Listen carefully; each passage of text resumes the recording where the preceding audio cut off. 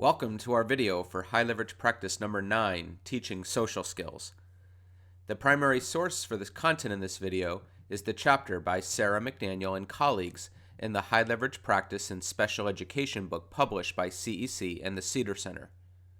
There are 22 high leverage practices for supporting students with disabilities spread across 4 domains. HLP 9 falls under the Social Emotional Behavioral domain. This video is divided into 2 parts. First, we introduce social skills and provide a rationale for this practice. Next, we explore key components for providing social skills instruction and offer considerations for planning, implementation, and maintenance. Part 1. Introduction. Social skills are needed to successfully interact with others and navigate social situations. Whether in conversation with a friend, working collaboratively in a group, or resolving a conflict, social skills are the foundation to building and maintaining positive relationships with those around us. Students with disabilities often struggle with social skills, thus making this an essential HLP for all educators to have in their repertoire. Social skills can be grouped into 4 major categories. 1. Communication, such as appropriate word use, tone of voice, and making eye contact. 2. Problem solving, including respectfully disagreeing or giving and accepting feedback. 3. Conflict resolution, such as perspective taking and negotiating. And 4. Working cooperatively, including taking turns or compromising with a partner. So why teach social skills? Social skills are critical for a student's success in the classroom and their community. They are required for building successful relationships across peer groups as well as adults in the school environment. These skills support working together in groups and dealing with the conflicts that naturally arise. Strong social skills are often an important indicator for future success in adults. Poor social skills can have long-lasting impact on a student's outcomes. Difficulties in interactions often lead to increased disciplinary action, disengagement or isolation in the school community, and can lead to ongoing challenges in adulthood. Adults with limited social skills have difficulties developing healthy, meaningful relationships or maintaining employment. Students with limited social skills who engage in unsuccessful social interactions may do so for a variety of reasons. First, they are not aware of a typical social convention. For example, a young student first entering school may not be aware of the expectation to keep his hands to himself during group instruction. Next, students may not know a better way to have an interaction. For example, a student may take a toy from a peer because they don't know how to ask for it.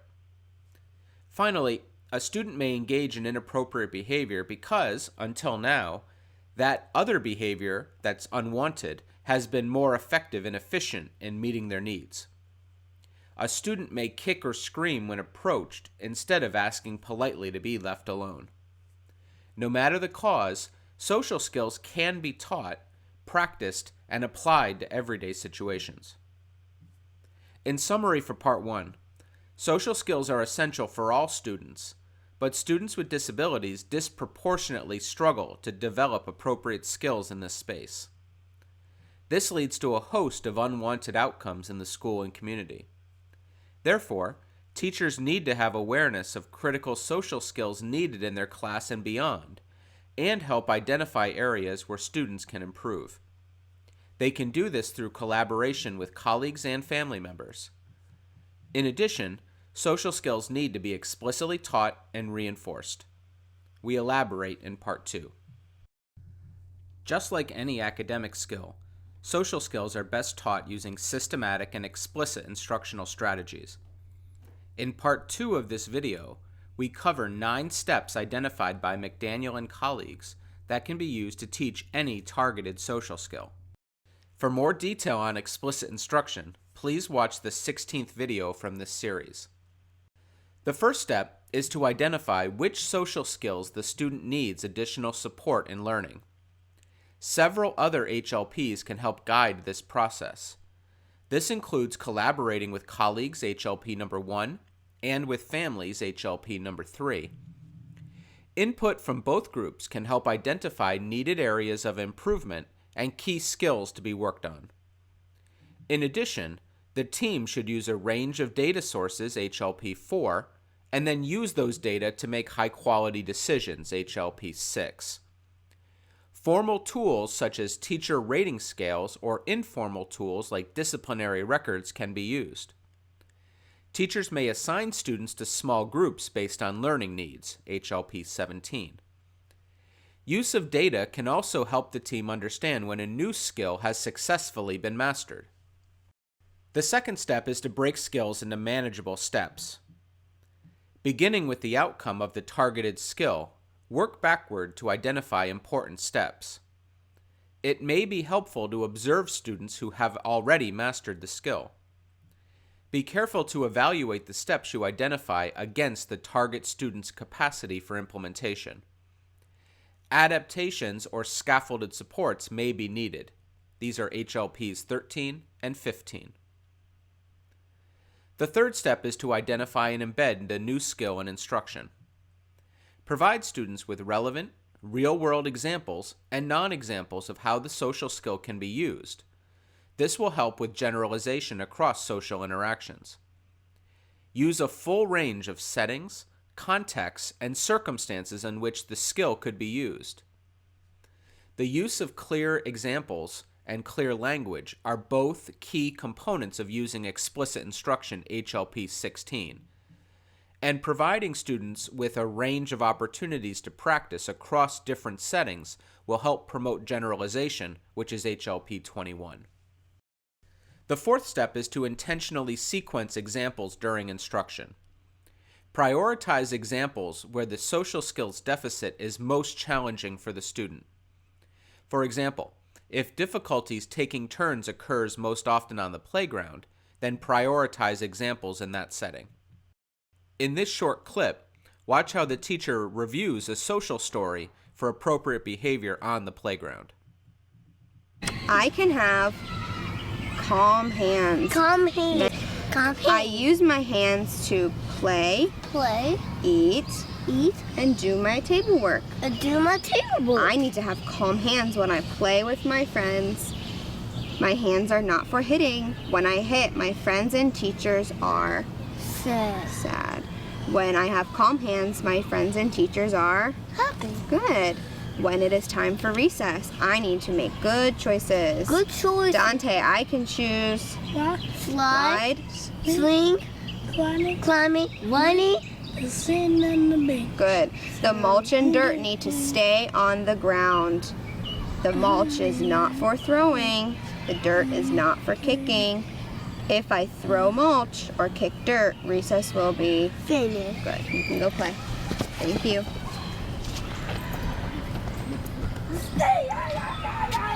What are you gonna choose to play with at recess?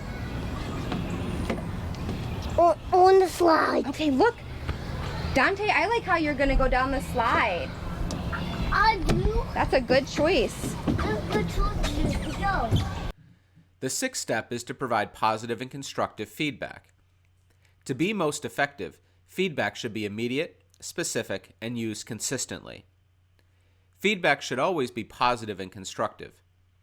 You can use feedback to provide a correction followed by an additional opportunity to practice the skill. Please view our video on HLPs 8 and 22 for more detail. The seventh step is guided instruction. This process includes practice opportunities, feedback, and teacher prompts. As the student begins to master a skill, gradually fade away supports until the student is implementing successfully on their own. Please note, the student can't just practice 1 or 2 times. They need ongoing, sustained practice coupled with teacher feedback in order to be successful. And the final step to promote maintenance is by systematically scaffolding and then fading supports, prompts, and feedback. Keep in mind that fading too fast can impede skill acquisition, but fading too slow can lead to prompt dependence. Use data collection to guide the pace of fading. As you consider your planning sequence for each skill, there are a few additional considerations to keep in mind. First, each skill should be observable and measurable. Next, as the student moves through each phase of learning, collect data on correct responses and levels of prompting.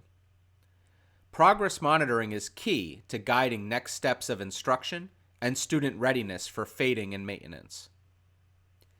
Students can create examples, non-examples, role play, make modeling videos, provide feedback to peers, and reinforce targeted skills. Finally, foster homeschool collaborations. Discuss which social skills are important in both settings and encourage the teaching and practicing of those skills at home. In summary, social skills are required for successful social interactions.